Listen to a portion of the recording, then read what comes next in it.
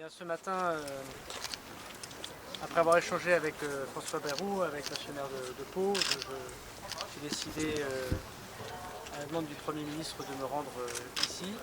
D'abord pour dire ma solidarité avec cette belle ville de Pau, à ses habitants, qui je sais sont meurtris d'ailleurs dans leur solidarité, et bien sûr à cette structure associative qui fait un travail admirable sur tout le territoire national, à ses collaborateurs, à ses bénévoles. Et une pensée évidemment à la famille de la victime qui est donc décédée aujourd'hui. Penser à ses enfants et penser évidemment à tous ses collègues. Il ne m'appartient pas d'évoquer ce qui s'est passé. Madame la procureure de la République aura l'occasion, je crois, demain de revenir vers vous. Mais je veux dire toute la solidarité du gouvernement dans cette grande famille évidemment du service public pour aider les gens, les aider notamment dans leur demande d'asile, indépendamment du travail que fait le ministère de l'Intérieur. Je remercie aussi de secours les pompiers et les policiers qui très rapidement sont venus sur place et témoigner bien sûr de ma tristesse. Monsieur le ministre, c'est quelqu'un qui était déjà connu pour des faits de violence, qui avait été en prison. Est-ce que vous pouvez nous en dire plus sur cette personne?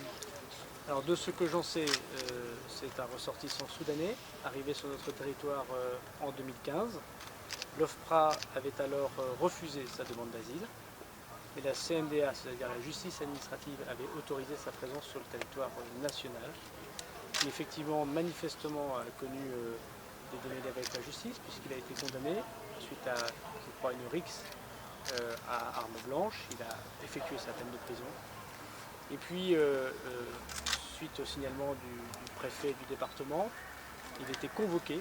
Il a été convoqué 2 fois par les services du ministère de l'Intérieur, 2 fois par l'OFPRA, notamment une dernière fois à la fin de l'année dernière, pour pouvoir lui dire qu'il devait quitter le territoire national. Il ne s'est pas rendu à ces convocations. Et c'est sans doute en attendant une prochaine convocation, dans l'attente de la prochaine convocation, lui décidant, parce qu'il avait justement commis un fait et qu'il avait été condamné par la justice, et que les consignes que je donne au ministère de l'Intérieur sont claires, c'est que les gens qui ont été condamnés pour des crimes et délits doivent quitter le territoire national.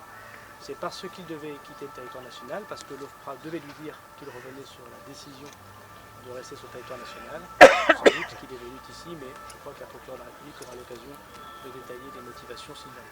C'est une personne qui était connue pour des problèmes psychologiques ou pas plus que...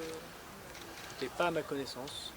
Ce que j'en sais, c'est que, encore une fois, il est arrivé sur le territoire national en 2015, que sa demande d'asile a été acceptée par la justice administrative et que nous avions prévu, après la peine qu'il a effectuée, de refuser sa présence sur le territoire national et il aurait été expulsé du territoire national. Comment s'est passé l'intervention?